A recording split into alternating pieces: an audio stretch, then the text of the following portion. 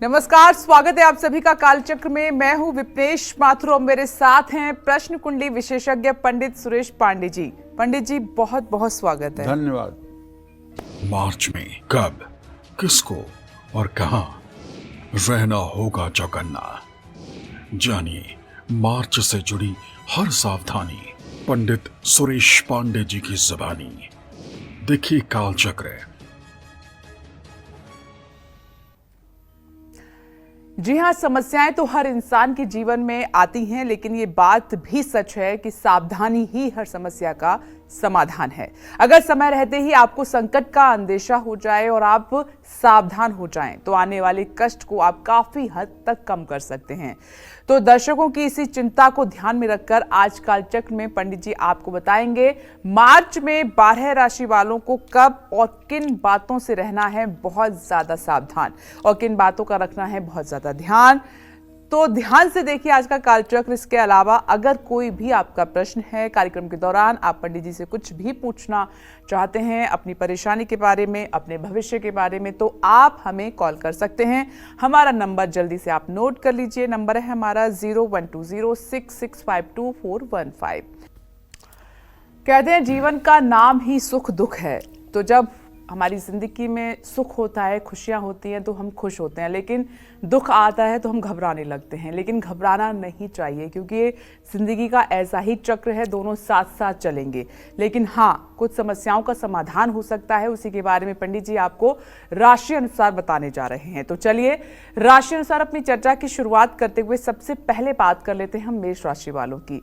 मेष राशि वालों को मार्च में कब सेहत का ज्यादा ध्यान रखना है, कब नया काम शुरू नहीं करना है, कब यात्रा करने से आपको बचना है और कब पैसों से जुड़ा लेन देन नहीं करना है आपको, आइए जान लेते हैं।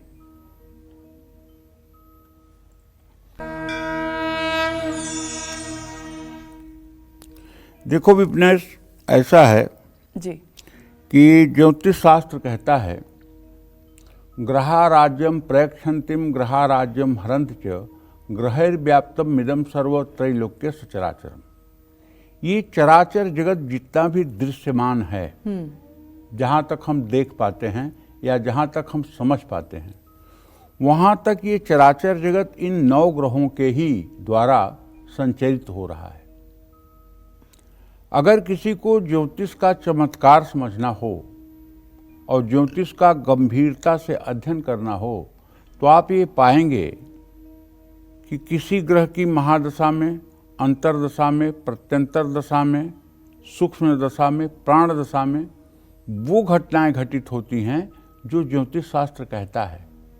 पानी पीना और चाय पीना भी जी ये निश्चित करता है कितने बजे आप चाय पिएंगे, कितने बजे आप पानी पिएंगे। तो सुख दुख जो है एक तो प्रारब्ध से निश्चित है जो आपको मिलना है। जी 3 प्रकार के कर्म मनुष्य के हैं। एक तो संचित कर्म है जो आपने करोड़ों जन्म लिया है, कोई पहला जन्म नहीं है, और इन जन्मों में जो भी आपने पाप पुण्य किया है उसका एक गोदाम है जो आपके पास नहीं है, ऊपर है। आपने कुछ शुभ कर्म भी किए हैं, उन शुभ और थोड़े अशुभ कर्मों को मिला करके आपकी ये शरीर बनी है, इसको कहते हैं प्रारब्ध जी। और तीसरा होता है क्रियमाण। क्रियमाण मतलब कि जो आप पैदा होने के बाद यहाँ कर रहे हैं वो आपका है क्रियमाण कर्म, क्रिएट। हाँ, जो आप कर रहे हैं क्रियमाण कर्म। तो देखिए, आप अच्छा करेंगे, बढ़िया करेंगे, दान करेंगे, पुण्य करेंगे, परोपकार करेंगे, दूसरों की निंदा नहीं करेंगे, चुगली नहीं करेंगे, लोगों की भलाई करेंगे, तो ये शुभ कर्म के अंतर्गत आता है। और अगर इसके विपरीत कोई कर्म आप कर रहे हैं जी। तो ये अशुभ कर्म के अंतर्गत आता है। अशुभ कर्म का परिणाम बुरा होता है, शुभ कर्म का परिणाम अच्छा होता है। लेकिन जो प्रारब्ध है आपका, वो प्रारब्ध कहिए कि शुभ कर्म करने से न भोगना पड़े, ऐसा नहीं हो सकता। प्रारब्ध का भोग तो आएगा ही आएगा।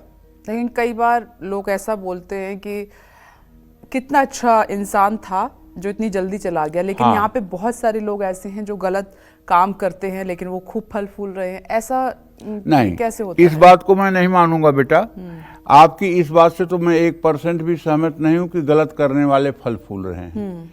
क्योंकि एक हमारे यहाँ सिद्धांत है सनातन धर्म का, अन्यायोपार्जितम वित्तम 10 वर्षाणि तिष्ठत वर्षे एकादशे समूले विनश्यत।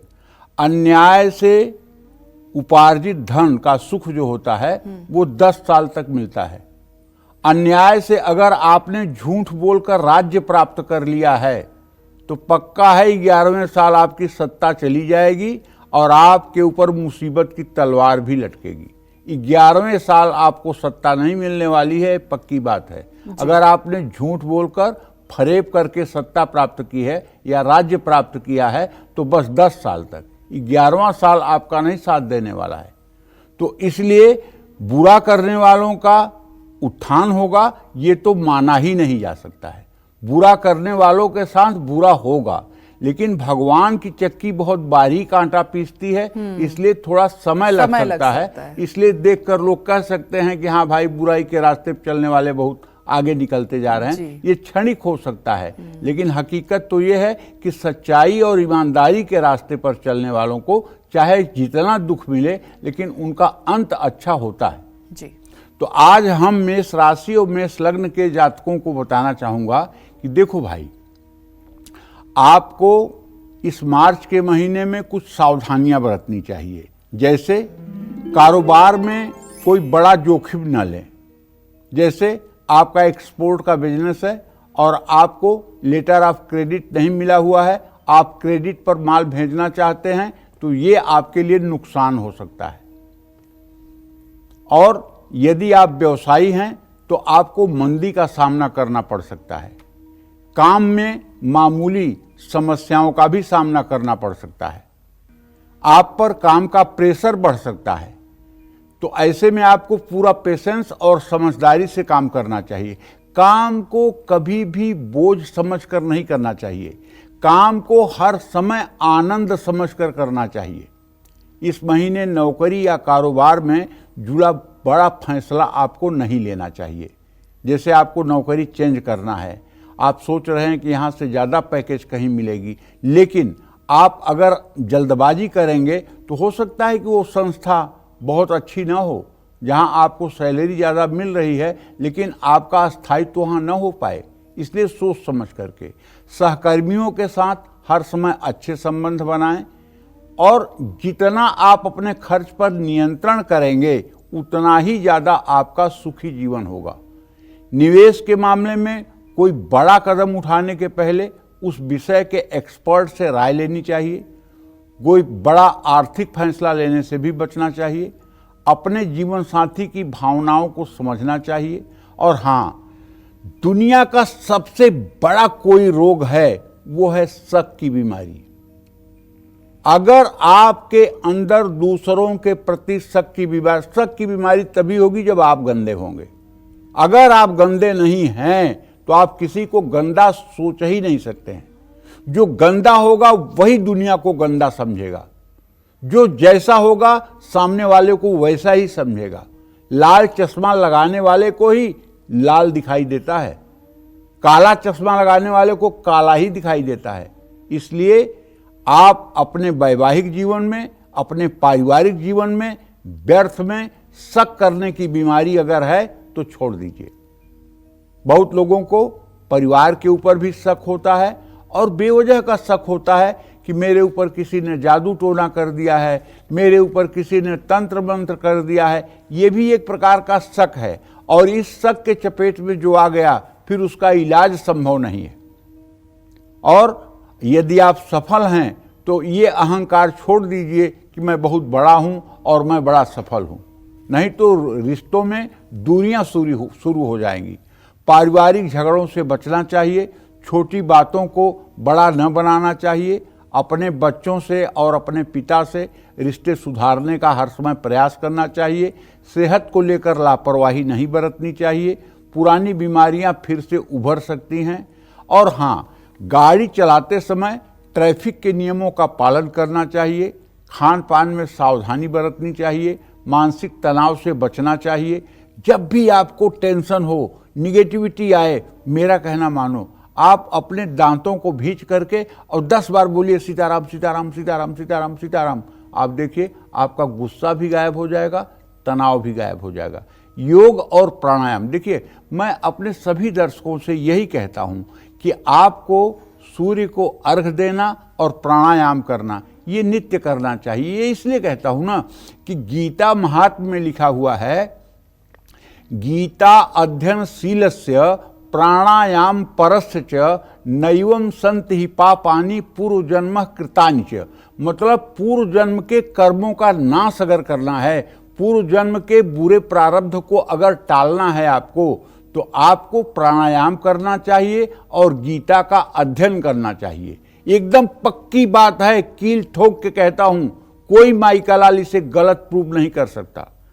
गीता अध्ययनशीलस्य, अगर आप गीता का अध्ययन करें और गीता के अनुसार अपने जीवन को चलाने की कोशिश करें, और प्राणायाम परस्य, नित्य प्राणायाम करें। प्राणायाम का मतलब 15 सेकेंड बाईं नाक से सांस को खींचें, 30 सेकेंड दोनों नाक 60 सेकेंड दोनों नाक बंद करके श्वास को रोकें और फिर 30 सेकेंड तक दाहिनी नाक से सांस को बाहर निकालें।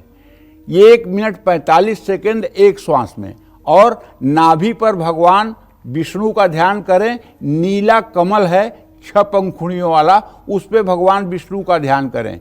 और हृदय पर 16 पंखुड़ियों वाला भूरे रंग का कमल है जिस पे आप ब्रह्मा का ध्यान करें। और भ्रिकुटी पर अपने 2 पंखुड़ियों वाला सफेद कमल है जिस पर भगवान शिव विराजमान हैं, यहाँ भगवान शिव का ध्यान करें। और एक मंत्र है जो आपको नित्य कर्म पूजा प्रकाश, गीता प्रेस की पुस्तक है, उसमें प्राणायाम का मंत्र है, आपको मिल जाएगा, मैं बता भी देता हूँ।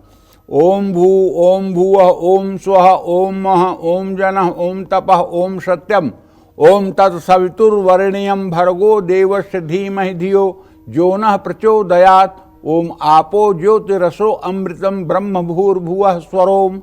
तो ये मंत्र 3 बार नाभि पर ध्यान करके विष्णु का, 3 बार हृदय पर ध्यान करके ब्रह्मा का, और 3 बार माथे पर ध्यान करके भगवान शिव का, 9 बार एक प्राणायाम में 9 आवृत्ति इस मंत्र का आपको जप करना चाहिए। लेकिन मेरे भाई, ये इतना आसान काम नहीं है कि इसे आप पहले दिन से शुरू करेंगे और कर लेंगे। ये कठिन है, इसका साल 2 साल 3 साल 4 साल आपको अभ्यास करना पड़ेगा।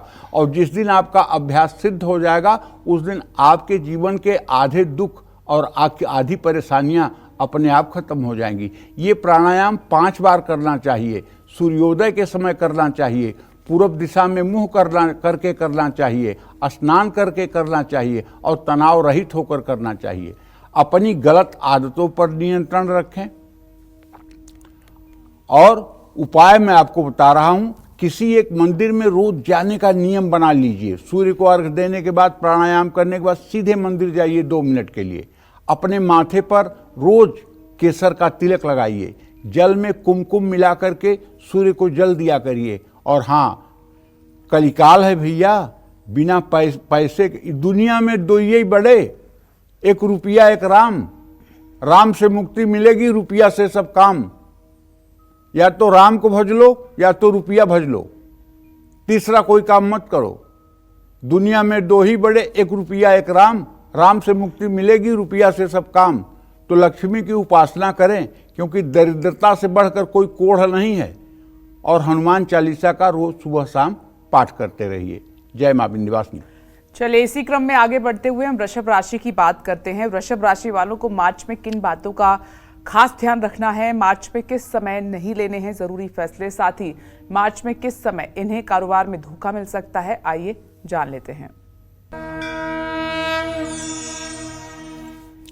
वृषभ राशि और वृषभ लग्न के जातकों को बताना चाहूँगा कि मार्च के महीने में आपका ट्रांजिट ये है कि पूरे महीने बृहस्पति आपके राशि में रहेगा। आपके धन भाव में अभी तो मंगल है, लेकिन ये मंगल का ट्रांजिट बदलने वाला है। आपका राशि स्वामी शुक्र अभी तो अपनी उच्च राशि में है, लेकिन वो भी अपना ट्रांजिट बदल लेगा। तो कहने का मतलब ये है कि अपने खर्चों पर नियंत्रण रखें। आर्थिक या निवेश से जुड़ा फैसला सोच समझ कर लें। कारोबार और नौकरी में कोई जल्दबाजी में फैसला न करें। और यदि आप नौकरी करते हैं तो आप पर वर्क प्रेशर बढ़ेगा। और यदि आप ट्रांसफरेबल जॉब में हैं तो आपका स्थान परिवर्तन हो सकता है। और एक बात बताऊं ना कि शुक्र राहु के साथ जो है, इससे एक बात समझ में आ रही है कि हो सकता है कि आप कोई गलत डिसीजन ले लें अपने बारे में। तो काम जो साथ में आपके करते हैं उनसे संभल करके बातचीत करना चाहिए, विवाद से बचना चाहिए, परिवार में मतभेद और असमंजस की स्थिति से निपटना चाहिए, छोटी बातों को बढ़ने नहीं देना चाहिए, किसी भी चीज़ का दिखावा करने से बचना चाहिए, अपने जीवन साथी के प्रति पूर्ण ईमानदार रहना चाहिए, गुस्सा न करिए, कड़वे शब्दों का प्रयोग न करिए, छोटी मोटी स्वास्थ्य समस्याओं को नज़रअंदाज न करिए, संतुलित आहार लीजिए, बीमारी के लक्षण दिखे तो तुरंत डॉक्टर से सलाह लीजिए, हर रोज शिवालय में जाकर के शिवलिंग पर पूरे मार्च के महीने में जलाभिषेक करिए, रुद्राष्टक का पाठ करिए, गुरुवार को मंदिर में दूध और चीनी का दान करिए, नियमित रूप से हनुमान चालीसा का पाठ करिए और सकारात्मकता के लिए अपने घर के मंदिर में शुद्ध गाय के घी का दिया जलाइए। जय मां विंध्यवासिनी। चलिए अब बारी है मिथुन राशि की। जान लेते हैं मार्च में मिथुन राशि वालों को किस समय और किन लोगों से दूर रहना है, सावधान रहना है, कब आपका विवाद हो सकता है उन लोगों से, और मार्च में कब आपको पैसों से जुड़ा लेन देन नहीं करना है। आइए जान लेते हैं। मार्च के महीने का ट्रांजिट अगर मिथुन राशि और मिथुन लग्न वालों का देखा जाए तो आपके शुरुआत में तो आपके राशि में मंगल की स्थिति है और आपके दशम भाव में शुक्र बुध राहु की स्थिति है। ये राहु की स्थिति तो रहने ही वाली है और बुध की स्थिति भी कमोबेश रहेगी, लेकिन आपका शनि भाग्य भाव से निकल करके आपके आजीविका भाव में 29 मार्च 2025 को रात 11 बजे हो जाएगा और सूर्य की स्थिति 15 तारीख को ही बदल जाएगी। ऐसे में मैं आपसे कहना चाहता हूं कि कारोबार में क्रोध और विवाद से बचिए, सहकर्मियों के साथ अच्छे संबंध बनाए रखिए। कारोबार में कुछ चुनौतियां, कुछ चैलेंज आपके सामने आ सकते हैं जिसके कारण आप हो सकता है फैसला लेने में असमर्थ हो जाए। ऐसे में पूरा सावधानी रखें और भगवान के ऊपर विश्वास रखें कि भगवान जो कर रहा है वो अच्छे के लिए कर रहा है। सेविंग्स करने में कुछ मुश्किलें आ सकती हैं, इसलिए खर्च को संभालना होगा। कारोबारी योजनाएं बनाने में किसी भी तरह की लापरवाही से बचें। परिवार में कभी कभी गलतफहमियां हो सकती हैं। भाई बहनों के साथ संबंधों में उतार चढ़ाव आ सकता है। काम का तनाव वैवाहिक जीवन को प्रभावित कर सकता है और इस समय मार्च के महीने में मौसम चेंज होता है। ऐसे में अपनी सेहत का ध्यान रखिए। बुखार, सिर दर्द, पित्त की समस्या ये परेशान कर सकती है। क्रोध, आलस, अहंकार और चिड़चिड़ापन से बचें। भगवान गणेश को दुर्वांकुर और लड्डू अर्पित करें। मसूर की दाल किसी हनुमान मंदिर में दान करें। और भाई कोई भी नशीली चीज हो, मेरा तो आग्रह हाथ जोड़कर यही है कि किसी भी प्रकार के नशीले पदार्थ का सेवन यथासंभव नहीं करना चाहिए। जय मां विंध्यवासिनी। चलिए आगे बढ़ते हुए कर्क राशि की बात कर लेते हैं। कर्क राशि वालों को मार्च में किस समय विरोधियों और गुप्त शत्रुओं और लापरवाही से बचना है और मार्च में कब पैसा लगाने से आपको बचना है, आइए जान लेते हैं। कर्क राशि का स्वामी चंद्रमा है जो पूरे महीने में 12 राशियों में घूम लेता है। अब आपके धन भाव का स्वामी सूर्य है जो बहुत जल्दी आपके अभी अष्टम भाव से निकल करके नवम भाव में जाने वाला है। तो जल्दबाजी से बचिए और निवेश करने में जल्दबाजी से बचिए। फिजूल खर्ची मत करिए। जल्दी फायदे के लालच में अपना नुकसान न कर बैठे। बचत हो इसका भी आपको ध्यान रखना होगा। नौकरी और कारोबार में धैर्य की जरूरत रहेगी। कारोबार में कड़ी प्रतिस्पर्धा का सामना करना पड़ सकता है। सावधानी से काम करें आपसे गलती हो सकती है। जानते हैं, कल एक बुजुर्ग मुझसे मिले तो बोले, महाराज जी मैंने एक लॉटरी खरीदा है और क्या वो मेरी लॉटरी खुलेगी, या आप कुछ ऐसा बताइए कि हम कौन सी लॉटरी लें जिसमें हमारी लॉटरी खुले। हमने कहा, भैया अगर हम इतना जानकार होते तो हम अपनी लॉटरी समझ लेते और अपनी लॉटरी निकाल लेते, तो फिर ये आपके साथ 1 घंटे माथामारी करने की क्या जरूरत थी। अरे अपने मेहनत परिश्रम पर विश्वास रखिए, अपने भाग्य पर विश्वास रखिए और लॉटरी वोटरी का चक्कर छोड़िए। तो कहने का मतलब ये है कि आदमी मृत्यु के नज़दीक है लेकिन सोच रहा है कि मैं कितना धन कितना वैभव जुटा लूं। कितना ज्यादा माया ने ग्रसित कर रखा है लोगों को, बाप रे बाप, बयान नहीं हो सकता। 86 साल के एक आदमी ने कहा कि मेरी 20 एकड़ जमीन तमिलनाडु में है बंदरगाह पे, और 1800 गज जमीन हमारी दिल्ली में है, मैं कौन सा व्यवसाय करूं? आप बताओ। 86 साल का आदमी जिसको अपने जीवन का साल 2 साल का भी भरोसा नहीं है, वो भी व्यवसाय करना चाहता है। तो मेरे कहने का मतलब ये है कि अगर समय के अनुसार सब काम किया जाए तो शोभा देता है। मैं आप सभी कर्क राशि के जातकों को कहना चाहूँगा, अपने पुरुषार्थ का मूल्यांकन करके किसी काम की शुरुआत करिए और कहीं बहुत ज़्यादा पैसे लगाने से भी बचिए। महत्वपूर्ण फैसला अगर कोई लेना है तो सोच समझ करके या विचार विमर्श करके लीजिए। जल्दबाजी में परिवार में तनाव भी हो सकता है। रिश्तों में झूठे दिखावे से भी बचने का प्रयास करना चाहिए। भाई बंधुओं के साथ खटास आ सकती है। वैवाहिक जीवन में गलतफहमी ना होने दें। शारीरिक और मानसिक थकान बनी रहेगी। ज़्यादा गर्म या ठंडी चीज़ों के सेवन से बचना चाहिए।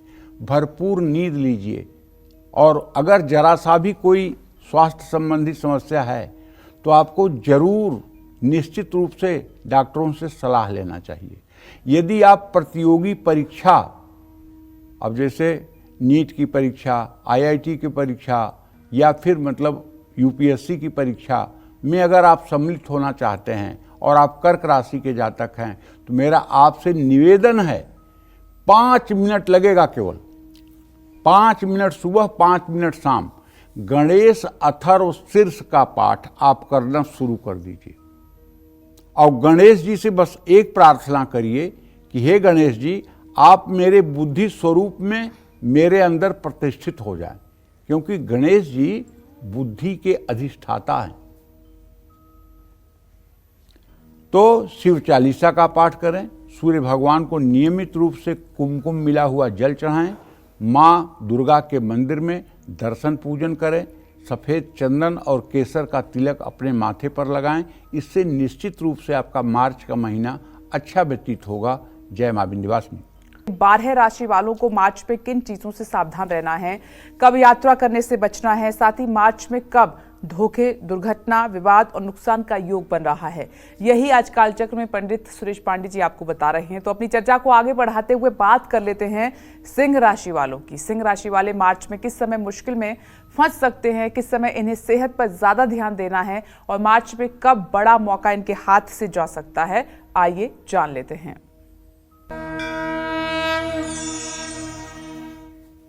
देखिए, ऐसा है, एक तो है प्रारब्ध। अवश्यमेव भोक्तव्यम कृतम कर्मम शुभाशुभम, जो हमें अवश्य भोगना है। लेकिन एक बात कह रहा हूं, आप विश्वास करिए, ये गुरुदेव कहते हैं, परम पवित्र कीर्ति प्रातः स्मरणीय पूजनीय प्रेमानंद जी महाराज, कि अगर आप चाहें तो अपने भजन के द्वारा अपने प्रारब्ध को रौंद सकते हैं। चाहे जितना खराब आपका प्रारब्ध है, लेकिन आप भजन बल के द्वारा अपने प्रारब्ध को बदल सकते हैं।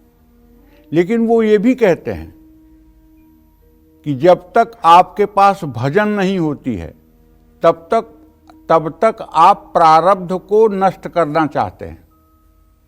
लेकिन जिस दिन प्रारब्ध को नष्ट करने के लिए आपके पर्याप्त भजन हो जाती है, पर्याप्त तपस्या हो जाती है, तब आप इन तुच्छ प्रारब्ध को नष्ट करने में अपनी भजन नहीं खर्च करते। तब आप इस भजन को प्रभु की प्राप्ति में लगाना चाहते हैं, और जो कुछ इस संसार में दुख सुख मिल रहा है, उसे आप भोगना चाहते हैं। अगर भजन का प्रयोग बड़े बड़े सिद्ध साधक अपने कष्ट को मिटाने में करते, तो स्वामी रामकृष्ण परमहंस अपना कष्ट मिटाते, परम पूजनीय भाई पोद्दार हनुमान प्रसाद पोद्दार जी अपना कष्ट मिटा लेते, उड़िया बाबा अपना प्रारब्ध मिटा लेते। लेकिन नहीं, सबने अपने भजन को ईश्वर की प्राप्ति में लगाया, प्रारब्ध को मिटाने में नहीं। और गुरुदेव ये भी कहते हैं कि मच्छर मारने के लिए ब्रह्मास्त्र का प्रयोग कहाँ से बुद्धिमानी है। ये प्रारब्ध जो हमारे शरीर का सुख दुख है, ये तो मच्छर ही है, और भजन जो है ये ब्रह्मास्त्र है। तो इस छोटे कार्य के लिए, तुच्छ कार्य के लिए अगर हम इस ब्रह्मास्त्र का प्रयोग कर रहे हैं, ये कहाँ की बुद्धिमानी है। इससे तो बड़ा काम करिए, और बड़ा काम सिर्फ दुनिया में एक है, वो है प्रभु की प्राप्ति। रामचरितमानस में गोस्वामी तुलसीदास जी ने लिखा है, बड़े भाग मानुष तन पावा, सुर दुर्लभ सदग्रंथ निगावा। बड़े भाग्य से मनुष्य का शरीर मिलता है। और आगे क्या लिखते हैं, सुर दुर्लभ, मतलब देवताओं के लिए दुर्लभ है ये मनुष्य शरीर। क्यों देवताओं के लिए क्यों दुर्लभ है भाई? इसलिए कि देवता तपस्या करके श्री हरि विष्णु को प्राप्त नहीं कर सकते, इसलिए कि वो स्वर्ग का भोग भोगें बस। जब स्वर्ग का उनका समय खत्म हो जाएगा तो फिर उनको आना पड़ेगा।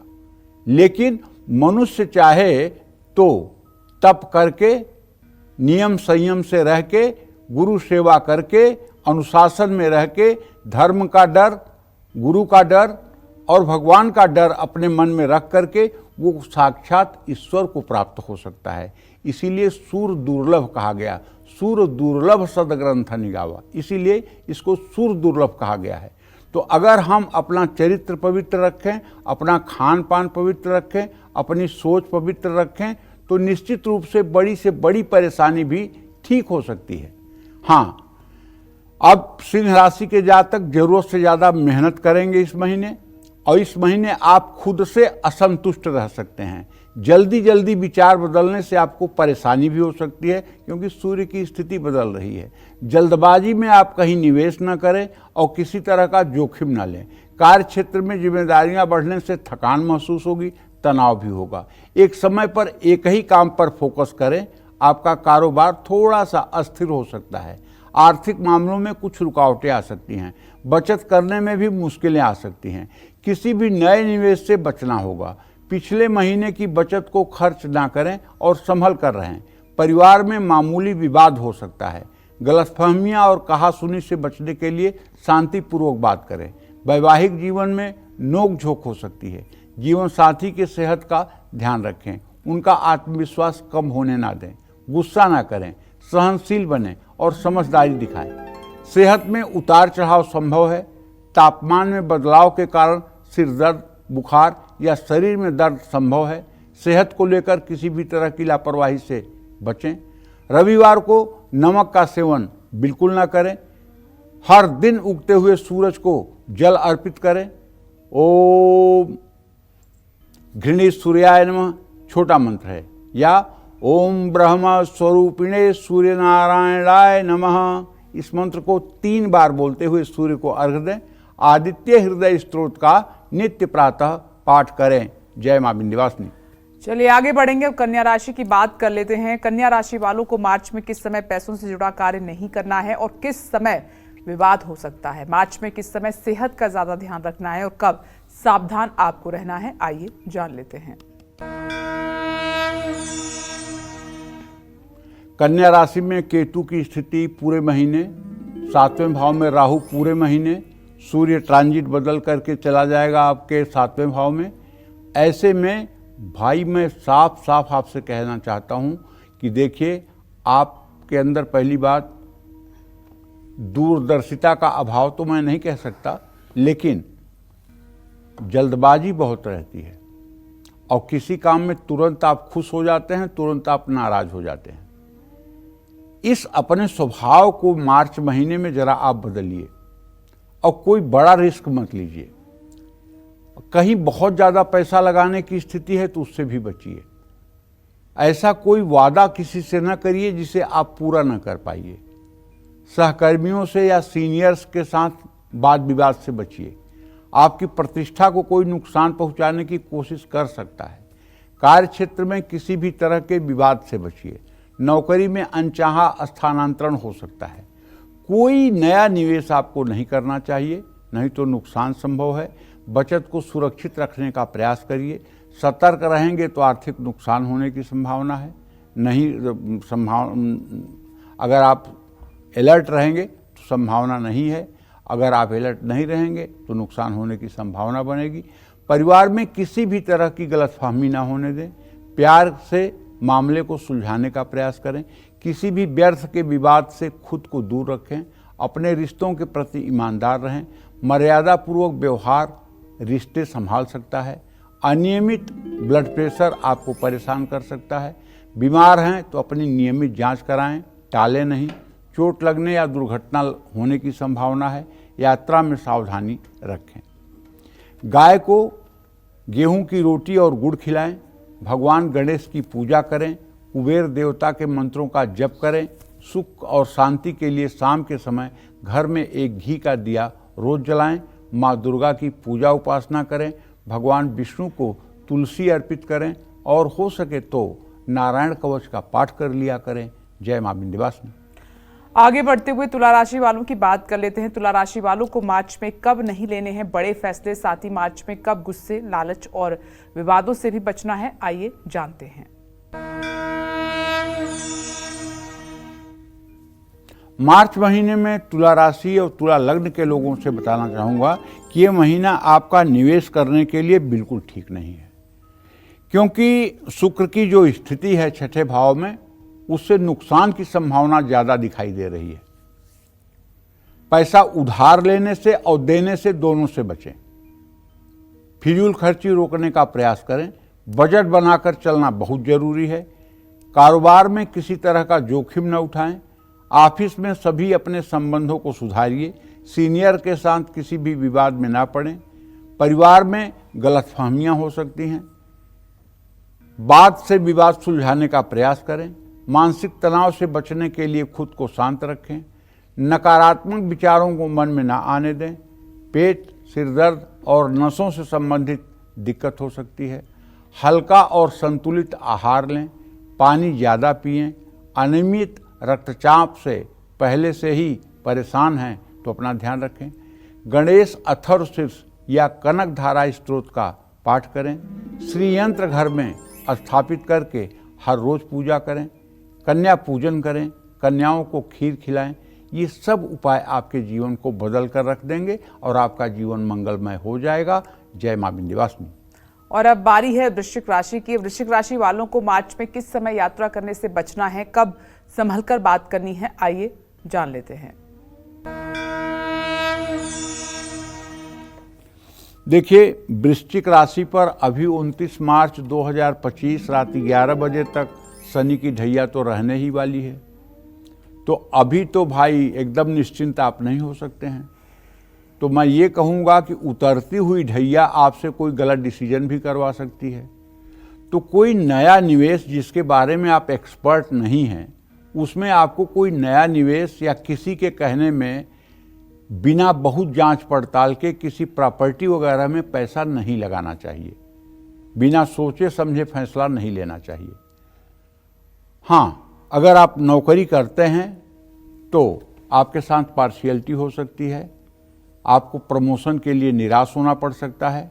लेकिन अगर आप पेशेंस रखेंगे और अपनी व्याकुलता प्रकट नहीं करेंगे तो संघर्ष तो होगा, विवाद भी हो सकता है थोड़ा बहुत, लेकिन सफलता भी मिल जाएगी। आर्थिक लाभ में कमी आने का योग है, लेकिन ये केवल मार्च तक। अप्रैल में ऐसा कुछ नहीं है। फिजूल खर्ची से बचिए और अपने सेविंग्स पर ध्यान दीजिए। बिना योजना के बड़ा खर्च मत करिए। पैसों के मामले में आपको ज़्यादा सतर्क रहने की ज़रूरत है। परिवार में छोटी छोटी गलतियां हो सकती हैं, शांत रहें और समझदारी दिखाएं। भाई बहनों के साथ संबंधों में तनाव आ सकता है जो उचित नहीं है। वैवाहिक जीवन में भी कलेश की संभावना है। किसी भी तरह की गलतफहमी या अहंकार को रिश्ते में न आने दें। तला भुना मसालेदार भोजन ना करें। पेट और लीवर में दिक्कत हो सकती है। गाड़ी चलाते समय सावधान रहें। लंबी यात्रा करने से बचें। दुर्घटना या चोट लगने का योग है। मंदिर में गुड़ और चने की दाल का दान करें हर रोज, वरना बुधवार को गाय को हरा चारा खिलाएं। शनिवार को भूखे व्यक्ति को भोजन कराएं। हनुमान चालीसा का 7 बार नित्य पाठ करें। जय मां विंध्यवासिनी। अभी इसी क्रम में आगे बढ़ते हैं, धनु राशि की बात कर लेते हैं। धनु राशि वालों को मार्च में कब विरोधियों, गुप्त शत्रुओं और लापरवाही से बचना है, कब पैसा लगाने से बचना है, कब संभलकर आपको बहुत ज्यादा चलना पड़ेगा, जान लेते हैं।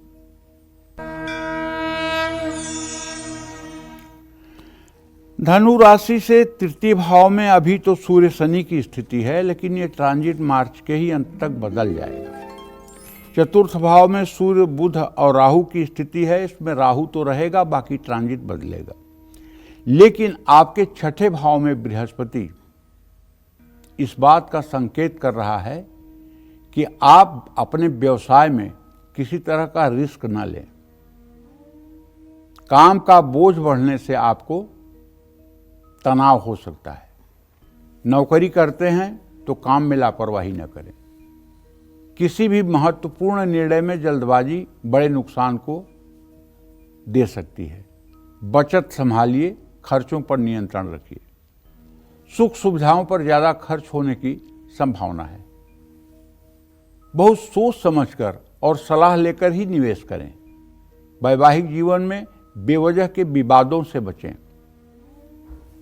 29 मार्च 2025 माने आने वाले 29 मार्च को रात 11:01 पर आपके राशि पर शनि की ढैया शुरू हो जाएगी। ऐसे में आपको अब अगले 2.5 सालों तक शनि देव को प्रसन्न करने का भी उपाय करना चाहिए। और शनि देव को प्रसन्न करने का सबसे बड़ा उपाय है दरिद्र नारायण की सेवा, मतलब किसी भूखे व्यक्ति को भोजन कराना। इससे बड़ी कोई सेवा नहीं हो सकती है। न तेल चढ़ाना, न उड़द देना, न सिक्के देना, न पैसे देना, न कंबल देना। अगर किसी भूखे को आप भोजन करा के संतुष्ट कर रहे हैं तो मैं दावे के साथ कहता हूं आपका ये लोक परलोक दोनों बनेगा। लेकिन उसका प्रचार अगर नहीं करेंगे तो। और गलतफहमियां बढ़ने से रोकें। अगर पहले से सेहत खराब है तो अपने स्वास्थ्य पर ध्यान दें। चोट लगने या दुर्घटना की भी संभावना है, इसलिए गाड़ी संभल कर चलाएं। खान पान का ध्यान रखें। जरूरतमंद और भूखे लोगों को भोजन कराएं। हर दिन अपने माथे पर केसर का तिलक लगाएं। विष्णु सहस्रनामावली या गोपाल सहस्रनामावली का पाठ करें। सिद्ध कुंजिका स्त्रोत का पाठ, अगर आप कोई मंत्र सिद्ध करना चाहते हैं तो सिद्ध कुंजिका स्त्रोत का भी पाठ कर सकते हैं। जय मां विंध्यवासिनी। कालचक्र दर्शक विमल जी उत्तराखंड रुड़की से इस वक्त हमारे साथ फोन लाइन पर जुड़ गए हैं। आपका स्वागत है कार्यक्रम में। अपना प्रश्न पंडित जी से पूछिए। विमल जी। हाँ बोलिए। मैं पंडित गुरु जी नमस्कार। नमस्कार। मैं रुड़की से बोल रहा हूँ सर। मेरे 2 प्रश्न है। बोलिए। एक तो मेरा पोता है, उसका जन्म पत्री के नाम से लोकेश है। वैसे हम उसको रुद्र के नाम से पुकारते हैं। रुद्र के नाम से पुकारते हैं। कितने साल का है और क्या जानना चाहते हैं? एक वो सर के 12 साल उम्र हो चुकी है और वो इस समय अभी 8वीं क्लास में है। जी, क्या जानना चाहते हैं? उसका भविष्य कैसा रहेगा और नौकरी का सरकारी का या प्राइवेट का योग रहेगा उसका। वाह भाई, बड़े दूरदर्शी हैं आप। और दूसरा प्रश्न क्या है आपका? दूसरा सर एक दूसरा पोता है वो डी फार्म कर चुका है, उसकी नौकरी का योग सरकारी रहेगा या प्राइवेट में बनेगा? देखिए, चलिए, आपने जो प्रश्न किया है उसके आधार पर मैं आपको बताऊं कि आपके पुत्र भाव से पुत्र भाव का स्वामी पहला शनि है। आप अपने पहले जो आपका 12 साल का पोता है उसको इंजीनियरिंग की पढ़ाई करवाइए, इंजीनियरिंग की पढ़ाई करवाइए, और जब तक वो 13 साल का होगा तब तक सरकारी नौकरियां इस देश से विदा हो चुकी होंगी।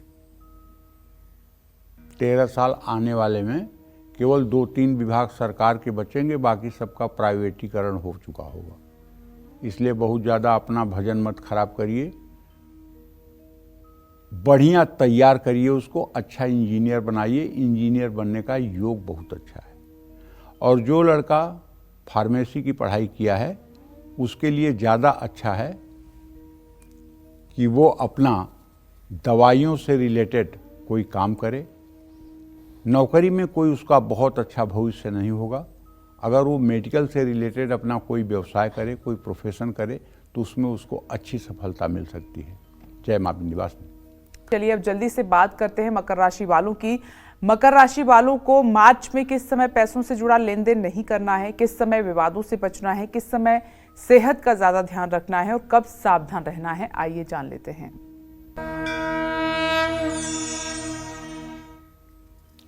देखिए, मकर राशि के जातकों को बताना चाहूँगा कि जो आपका ट्रांजिट है, जो आपका ग्रह गोचर है मकर राशि या मकर लग्न है आपकी, तो आप जान लीजिए कि आपके द्वितीय भाव में शनि 29 मार्च तक रहेगा। सूर्य अपनी गति के अनुसार 15 मार्च से अपना स्थान परिवर्तन कर लेंगे। ऐसे में आपको कोई नया जोखिम नहीं लेना चाहिए। काम बीच में मत छोड़िए, उसको पूरा समय पर पूरा करिए। अगर कोई समस्या दिख रही है तो उसको छोटा समझकर नज़रअंदाज मत करिए, बल्कि उसके समाधान का प्रयास करिए। कार्य क्षेत्र में मनोबल गिर सकता है, सावधान रहिए। ऑफिस पॉलिटिक्स में शामिल होने से बचिए। किसी पर भी आंख बंद करके भरोसा मत करिए। योजना बनाकर काम करने की आदत डालिए। बहुत ज़्यादा खर्च से बचिए, बचत पर ध्यान दीजिए और अपना धन संभालिए। पैसे को लेन देन में बहुत सावधानी बरतिए।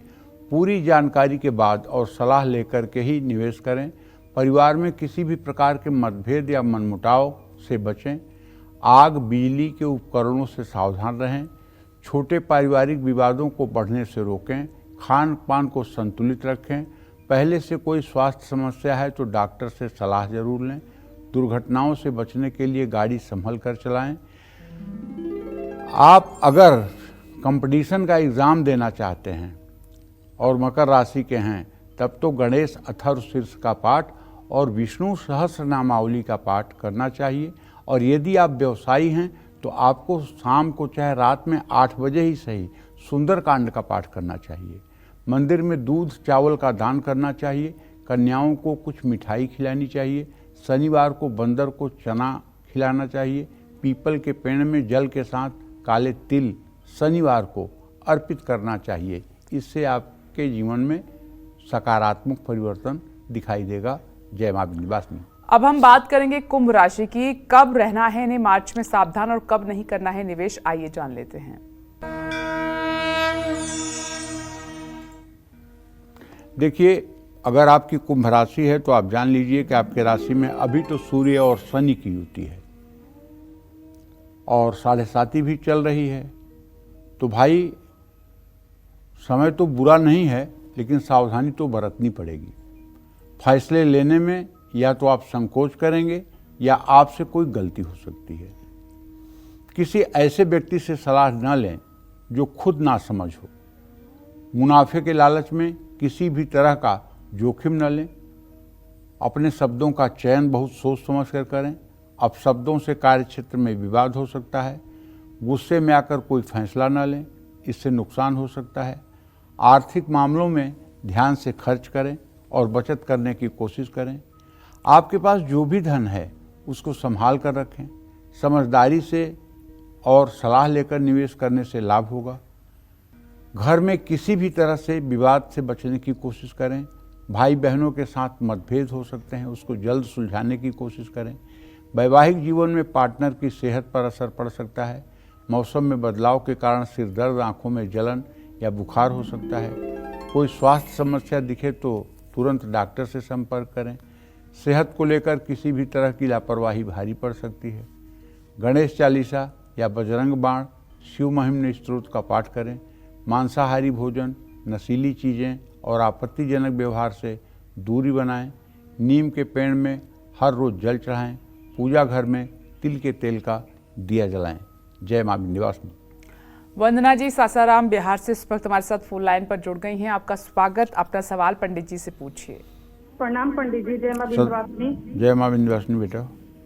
पंडित जी आपका डेली कालचक्र हम देखते हैं और आपके सब उपाय भी करते हैं। उपाय करने से मेरा आधा से अधिक जिंदगी भी बदली है पंडित जी, उसके लिए आपको बहुत बहुत धन्यवाद। पंडित जी आप हमको ये बताइए कि डेली के पूजा में हम कौन सा ऐसा पूजा करें भगवान का कि ताकि मेरे बच्चों का कल्याण हो, पति का कल्याण हो और मेरे बच्चों को भगवान सद्बुद्धि ज्ञान दे। पंडित जी पहला सवाल ये है। और दूसरा सवाल है कि जब मेरे मायके मेरे भैया की जब से शादी हुआ है, सिकंदर नाम है उनका, तब से कुछ ना कुछ परेशानी पंडित जी आते ही रह रहा है। जलालपुर गांव है मेरा। पंडित जी कुछ थोड़ा सा बता दे। मेरी माँ इतना धर्म परम्परा की है, भगवान की पूजा पाठ सब करती है। एक न एक परेशानी पंडित जी हुए रहता है। आपके सब उपायों पर पंडित जी बहुत विश्वास है। हम लोग मेरे मायके की मम्मी पापा सबका विश्वास है पंडित जी। किसी भी तरह करके थोड़ा उपाय बता दे। और मेरा देखो वंदना, तुम्हें तो ये कहना चाहूँगा बेटा कि तुम रोज दुर्गा सप्तशती में जो कवच का पाठ है, दिव्या कवचम जिसको कहते हैं, उसका रोज पाठ करना शुरू कर दो। और दुर्गा अष्टोत्तर शतनाम जो 108 नाम दुर्गा जी के हैं उसका पाठ शुरू कर दो। और हो सके तो चौथे अध्याय का पाठ कर लो और इसके बाद क्षमा प्रार्थना कर लो। इससे तुम्हारे पुत्र, पति सबका भाग्योदय होता रहेगा और सब प्रकार की सुख समृद्धि आपके घर में बनी रहेगी। जहाँ तक बेटा आपने अपने मायके के बारे में प्रश्न पूछा है, तो वंदना मैं बताना चाहूँगा कि तुम्हारे चतुर्थ भाव का स्वामी सूर्य शनि के साथ है। अपनी माँ से कहो कि वो हर शनिवार को पीपल के नीचे सरसों के तेल का दिया जलाया करें और पीपल की 7 परिक्रमा कच्चे सूत से किया करें। अगर कच्चा सूत 7 बार पीपल के पेड़ में लपेटना शुरू करें तो ज़्यादा से ज़्यादा 7 शनिवार ये उपाय करते करते घर में काफ़ी हद तक अमन चैन का वातावरण बन जाएगा। और ये उपाय अगर ज़्यादा दिनों तक चलता रहा तो घर में खुशहाली हो जाएगी। घर के पुरुषों को चाहिए कि जिनकी उम्र 15 साल से ज़्यादा है वो स्नान करने के बाद ही भोजन करें। और महिलाओं को चाहिए कि तुलसी की पूजा और तुलसी के पास दिया रविवार को छोड़कर हर दिन करें। इससे घर में सुख समृद्धि का वास होगा। जय मां विंध्यवासिनी। चलिए अब बात करते हैं आज के लकी ईमेल कुंडली विजेता की। और आज के हमारे ईमेल कुंडली विजेता हैं रांची झारखंड के रहने वाले रंजन कुमार नायक। ये हमारे साथ फोन लाइन पर मौजूद हैं। आपका स्वागत है कार्यक्रम में। आप अपना सवाल पंडित जी से कर सकते हैं। आपकी डिटेल पंडित जी के पास है। नहीं, मिस हो गई है, एक बार फिर से बता दो। चलिए एक बार फिर से आपकी डिटेल मैं पंडित जी को बता देती हूँ, उसके बाद आप अपना सवाल कीजिएगा। पंडित जी नाम है रंजन कुमार नायक। तारीख 23/10/1981 जी, कितने बजे? 3:22 PM दोपहर, उड़ीसा जाजपुर।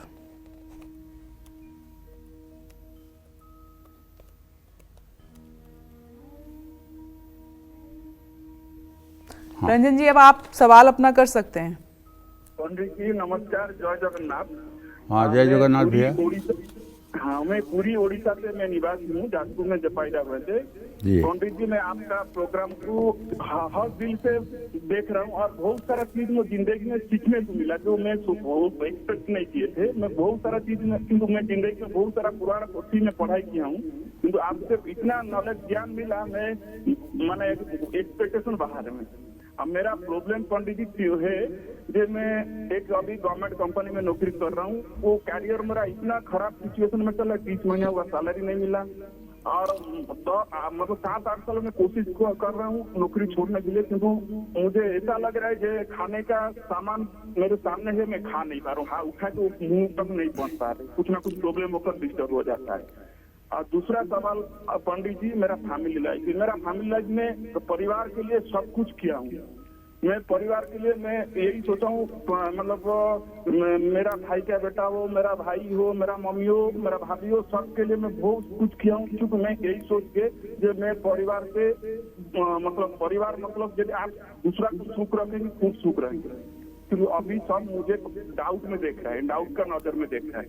और तीसरा मेरा हेल्थ मेरा थोड़ा गड़बड़ चल रहा है। पंडित जी, इतना मेरा रिक्वेस्ट, आपके तरफ से कुछ जवाब जरूर मिलेगा। मैं फ्यूचर में कैसा जाए। देखो, ऐसा है भैया, मैं ये बताना चाहूँगा कि इस समय आपकी राहु की दशा चल रही है दिसंबर 2020 से। राहु आपके पंचम भाव में चंद्रमा के घर में बैठा हुआ है। चंद्रमा आपके रोग स्थान में बैठा हुआ है, जो संतान सुख में परेशानी पैदा करता है, पारिवारिक सुख में परेशानी पैदा करता है। पारिवारिक सुख पूर्ण रूप से मिल नहीं पाता है, अच्छा करने के बाद भी परिणाम अच्छा नहीं हो पाता है, तो आपको अच्छा करते रहना चाहिए। दूसरी बात ये बताना चाहूँगा कि आपके आजीविका भाव का स्वामी बृहस्पति है, जो कन्या राशि में शनि बुध के साथ है। नौकरी आपकी ठीक है, लेकिन जो आप उम्मीद कर रहे हैं अपने को आगे बढ़ने के लिए, उसके लिए अभी आपको मेरे समझ से जनवरी 2026 तक इंतज़ार करना चाहिए। और हर बृहस्पतिवार को भीगी हुई चने की दाल और गुड़ गाय को खिलाना चाहिए। अगर आप ये उपाय करना शुरू कर देंगे तो आपके नौकरी में स्थायित्व आएगा और आपका प्रमोशन भी होगा। जहाँ तक परिवार की बात है तो देखिए, अच्छा करना आदमी का धर्म है, नेकी कर दरिया में डाल। और आपका बृहस्पति लग्नेश है, आप अपने स्वभाव से मजबूर हैं। आप दुश्मन की भी मदद करेंगे, वो तो आपके परिवारी जन हैं, और आप मदद करते रहिए। इस बात की चिंता न करिए कि आपको परिणाम क्या मिल रहा है। परिणाम आपको भगवान देंगे, मनुष्य नहीं। इसलिए आप नेक कर्म करिए। एक बात बताना चाहूँगा कि अगर हो सके तो एक 10 रत्ती का मोती चांदी की अंगूठी में बनवाकर दाहिने हाथ की सबसे छोटी उंगली में धारण कर लीजिए, और केले की जड़ गुरुवार को खोदकर उसे पीले धागे में बांधकर पीले धागे में गले में धारण कर लीजिए 5-6 महीने के लिए। इससे बहुत सी समस्याएं आपकी ठीक हो जाएंगी। जय मां विंध्यवासिनी। चलिए अब बात करते हैं मीन राशि वालों की। मीन राशि वालों को मार्च में किन बातों का रखना है खास ख्याल, और कौन सी सावधानियां जरूर आपको बरतनी चाहिए, आइए जानते हैं। यदि आपका जन्म मीन राशि या मीन लग्न में हुआ है तो अभी तो आपके राशि में शुक्र, बुध और राहु की स्थिति है, लेकिन शीघ्र ही ये गोचर बदलेगा। शुक्र बकरी है, इसलिए अभी नहीं संभावना है बदलने की, लेकिन शनि देव 29 मार्च को और सूर्य देव 15 तारीख को अपना ट्रांजिट कर लेंगे। ऐसे में मैं आपसे ये कहना चाहता हूँ कि आपके 10वें भाव का स्वामी जो है वो बृहस्पति है, जो अपने भाव से 6ठा 8वां है। आप कारोबार में किसी तरह की रिस्क मत लीजिए, और पूरी जांच पड़ताल के बाद ही कोई बड़ा फैसला लीजिए। नई साझेदारी करने जा रहे हैं तो अच्छी तरह से जांच पड़ताल कर लें। नौकरी बदलना चाहते हैं तो किसी से सलाह जरूर लें।